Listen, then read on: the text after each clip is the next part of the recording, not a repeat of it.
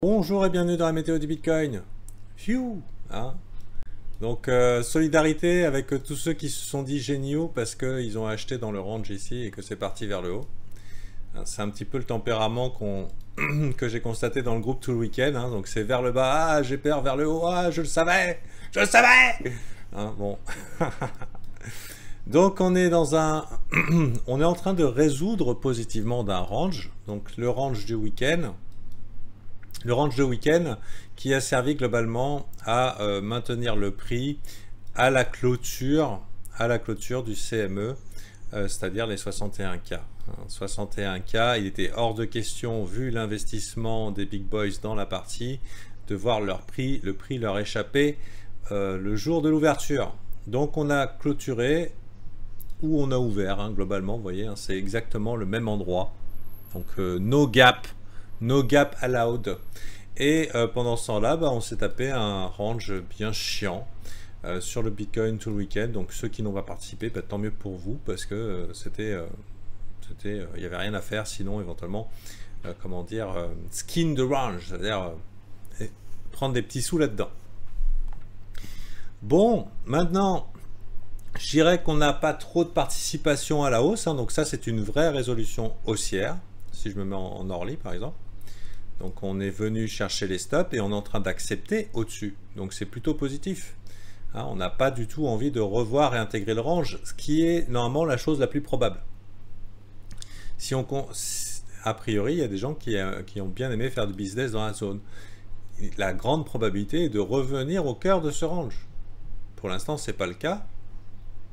Et on est plutôt content d'une acceptation à l'extérieur. Hein. Mais il se pourrait que une fois de plus, ce soit une des chasses au stop et dans les extrêmes, on va aller chercher pour revenir à l'intérieur. Si jamais ce n'est pas le cas, on a ce qu'on appelle ici un swing failure pattern. On allait chercher des liquidités, on va chercher de l'autre côté. Si on accepte, si on fait quelque chose comme ça ou si on grind, c'est plutôt positif. Donc ça, c'est pour la résolution en 1 heure. D'accord? Donc ça, c'est très court terme. En weekly, c'est un petit peu moins joli. Un petit peu moins joli. On a terminé avec un genre de hammer. Hein, donc c'est une chandelle de réjection. Pas forcément de quoi s'alarmer. Pas forcément de quoi s'alarmer. Pas encore en tout cas. Et je dirais, sauf clôture de weekly en dessous ici, ça va. Cependant, ça indique quand même qu'on a des vendeurs motivés hein, dans cette zone. C'est leur zone. Donc il ne faut pas s'étonner que ce soit difficile de remonter là-dedans, ou en tout cas de s'y maintenir. D'ailleurs, selon le sentiment du public, pendant qu'on va remonter dans cette zone, hein, puisque c'était le scénario envisagé la semaine dernière, on va probablement tenter un range. C'est peut-être le bas de notre range. La question qui va se poser, c'est comment ça se passe au niveau du retest ici, en termes de sentiment. Est-ce qu'on continue à faire full bonobo, full foufou hein, les gens... Alors l'étoile filante, c'est une composition de 3 chandelles, Fred. Le hammer, c'est inversé, c'est une seule. C'est un pattern à une chandelle. Donc l'Evening Star, c'est 3 chandelles. 3 chandelles plus la 4e qui va confirmer. Donc là, on est toujours ici. Si on considère ces 2 chandelles, ça pourrait être la zone vendeuse. Donc tant qu'on n'a pas conquis ça, globalement, c'est un petit peu chaud de se tenir la bite. Il fallait que je le dise à peu près une fois par vidéo. Donc, ça ne veut pas dire qu'il n'y a pas d'autres opportunités ailleurs. Et ça ne veut pas dire que c'est pas bullish. Ce que ça veut dire, c'est que tout dépend un petit peu de la résolution de ça. Donc, je ne serais pas étonné qu'on retente encore vers le bas, personnellement. Je ne serais pas étonné du tout.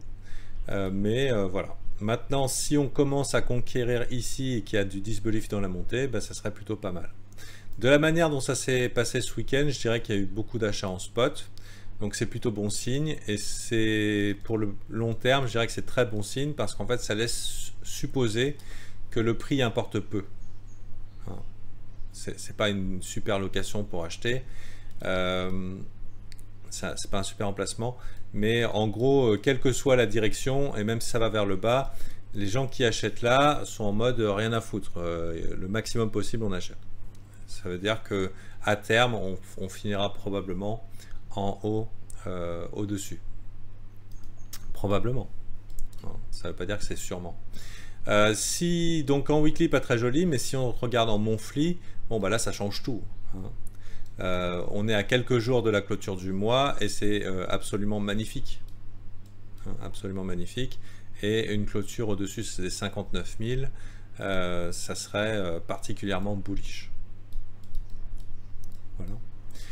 Donc voilà pour ça. Maintenant, si on venait à s'effondrer là dans les 5 jours qui viennent et à faire une méga mèche de la mort, ça serait pas joli. Mais pour l'instant, ça va. Voilà, globalement, il n'y a pas grand chose à dire de plus. C'est pas l'emplacement idéal pour rentrer. C'est pas l'emplacement idéal pour rentrer. Si vous êtes sur le tard, hein, si vous êtes tardif.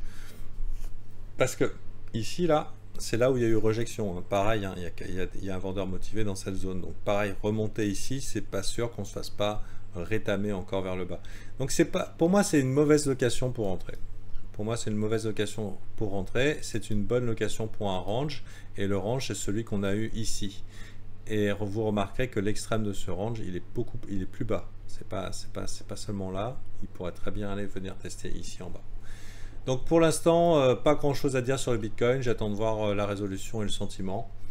C'est tout ce que j'ai à dire. Donc monthly correct, weekly pas correct, hourly 4 heures ok, environnement un petit peu de choppy à mon avis, donc il vaut pas forcément la peine d'user son compte.